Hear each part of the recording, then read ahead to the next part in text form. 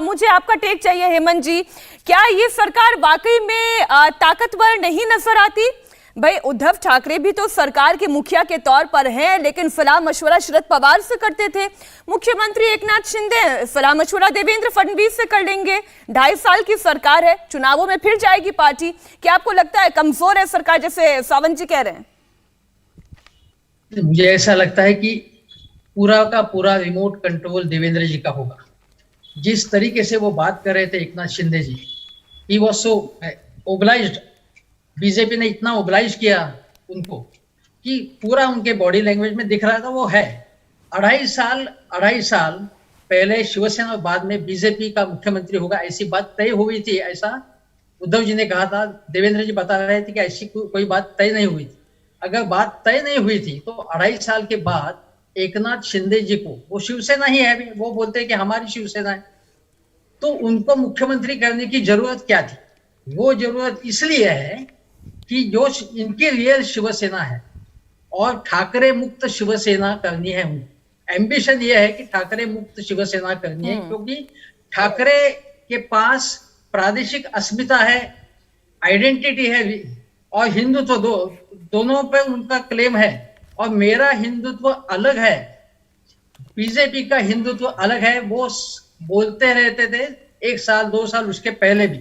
और जिस तरीके से 2.5 साल में इतना क्लेश दिया गया उनको, जिस तरीके से, इसका हम कुछ, अभी जो ईडी का ये इंक्वायरी है, 2-3 लोग तो इसमें ईडी की इंक्वायरी उनके पीछे लगी हुई है।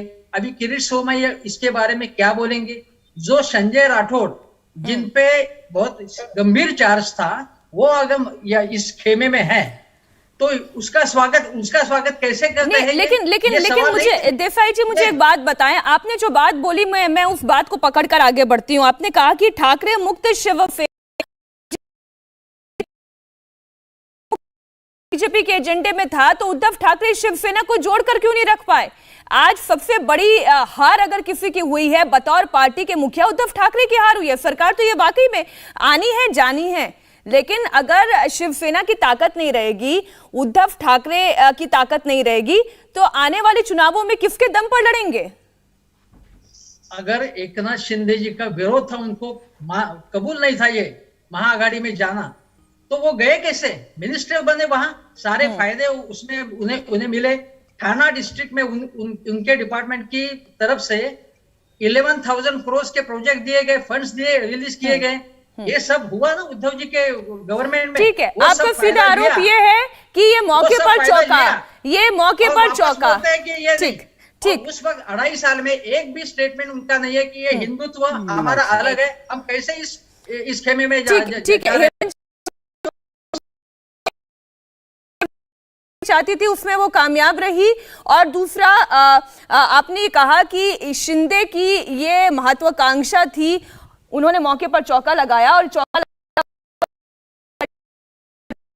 एक तो मैं हेमंत जी का, देसाई साहेब मला बोलू द्या ना साहेब, मला पण बोलू द्या, मी पण मराठी माणूस आहे, बोलू द्या ना मला। बोला। हेमंत जी का मैं बहुत आदर करता हूं। हेमंत जी देखिए, कुछ लोग तो हिंदुत्व मुक्त सेना बनाने के लिए उतारू थे, तो अगर एकनाथ शिंदे जी की अब क्या कल्पना है, मैं उनकी कल्पना के बीच में जाकर नहीं कह सकता वो ठाकरे मुक्त सेना बनाना चाहते नहीं बनाना चाहते, वो उनकी शिवसेना का विषय है। परंतु मैं सिर्फ एक चीज पूछना चाहता हूं कि प्रधानमंत्री नरेंद्र मोदी ने पब्लिक रैली में कहा था कि हमारे मुख्यमंत्री 2019 में कहा था कि फडणवीस जी होंगे। ये अगर इससे इतना ही इनको गैर इत्तेफाकी थी, तो उस समय पर उद्धव ठाकरे जी ने क्यों नहीं कहा कि 2.5 साल की हुई थी? पूरे जगह पर पोस्टर जो लगाए गए, प्रधानमंत्री नरेंद्र मोदी और फडणवीस जी के पोस्टर लगा के शिवसेना ने वोट लिए हैं। यह हकीकत है, आप भी जानते हैं, आप पत्रकार हैं, इस बात को आप डिनाई नहीं कर सकते। वोट लिया प्रधानमंत्री और फडणवीस जी के नाम पर। अब हमने 2.5 साल, इसलिए जो बाकी का बचा समय है, ये इसलिए दिया है क्योंकि हम बताना चाहते हैं हमारे लिए सत्ता महत्वपूर्ण नहीं है, हमारे लिए हिंदुत्व, हमारे लिए बाला साहेब ठाकरे जी का सिद्धांत। और बाला साहेब ठाकरे जी क्या कहते थे कि मैं अब कभी भी इस काउंड्रल शब्द का इस्तेमाल किया था शरद पवार के लिए, किया था नहीं किया था? बताइए एक बार देसाई साहब, क्या उन्होंने कांग्रेस के बारे में क्या बोला था? कौन झुकता है सोनिया गांधी के सामने? आपको भी वो स्पीच याद है? और मैं आज से सिर्फ इतना पूछना चाहता हूं, सचिन भाऊ ने बहुत चालाकी से सावरकर जी के प्रश्न पर गोल कर दिए। मैं उनसे आज वापस पूछ रहा हूं, क्या सावरकर जी डरपोक है जैसे राहुल गांधी बताते हैं? और दुबे साहब, उद्धव साहब ने बोला था कि अगर सावरकर जी का अपमान होगा तो मैं जूते निकाल के मारूंगा। आप हिंदुत्व के अगर प्रखर सिपाही है तो बोलिए कि जो राहुल गांधी कहता है वो हिंदुत्व का अपमान है। मैं आपको चैलेंज दे रहा हूं, बोल के दिखाइए।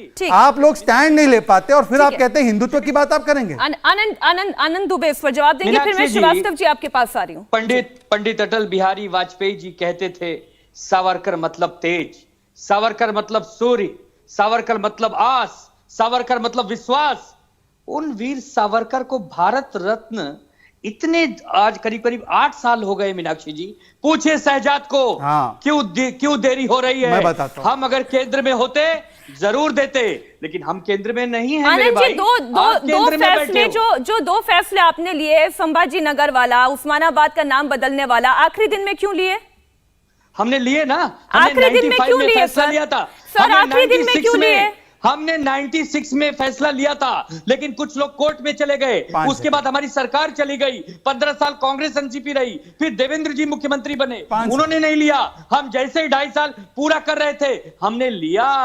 ये महत्वपूर्ण है। जाते जाते लिया हिंदुत्व बचाने के लिए।